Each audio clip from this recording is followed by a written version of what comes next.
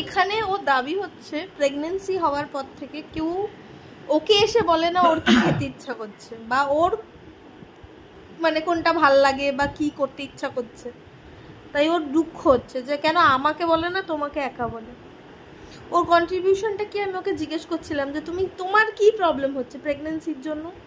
শনি মঙ্গলবার আমি ঘর থেকে বেরোতে পারবো না, কোনো আমাবস্যা পূর্ণিমা কিছু হলে আমাকে ঘর থেকে বেরোনো যাবে না, আমি মোটা হয়ে যাচ্ছি, আমি আমার পছন্দের খাবার খেতে পাচ্ছি না, আমার কোনো জামা কাপড় আমার ফিট হচ্ছে না, কোল্ড ড্রিঙ্কস আমি লাস্ট 7 মাস হয়ে গেল খাইনি, জাঙ্ক ফুড খেতে গেলে 10 বার আমাকে ভাবতে হয়, কোনো রকম প্যাকেট ফুড আমি খাচ্ছি না, ডাক্তারখানায় আমাকে 1000 বার যেতে হচ্ছে, ওষুধের কৌটো নিয়ে আমি 3 বেলা বসছি, গুষ্টির ইঞ্জেকশন আমি খাচ্ছি, ওকে লোকে খেতে বলবে কেন? বলবে কিসের জন্য বলবে তোমাকে খেতে?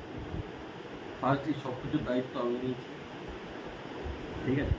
এই সেকেন্ড দিনের মধ্যে 24 ঘন্টার মধ্যে 3 ঘন্টাও বাড়ি থাকে না, 3 ঘন্টাও বাড়ি থাকে। হ্যাঁ, কেন বাড়ি থাকি 3 ঘন্টা? তার কারণ হচ্ছে কাজ করি, পয়সা উপার্জন করতে হয় আমার। বাহ, এত কিছু খরচা রয়েছে, আমার পয়সা উপার্জন করার পথটাও বন্ধ করে দিল আমার প্রেগন্যান্সি। এই যে বললে যে আমাকে না আমাকে ডাক্তারখানায় ডাক্তার দেখাতে যেতে হয়, তার সাথে আমিও যাই, ওষুধটা তুমি খাও কিনে আমিই দিই, ঠিক আছে?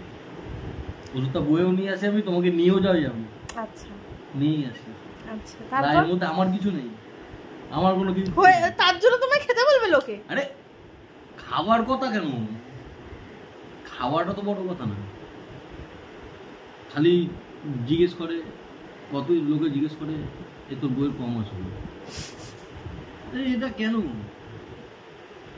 পরিষ্কার জিজ্ঞেস করতে হবে, আর কতদিন পর হবে এরকম কিছু, তোর বইয়ের কম আসবে বলবি আমার বউয়ের 27 বছর 10 মাস।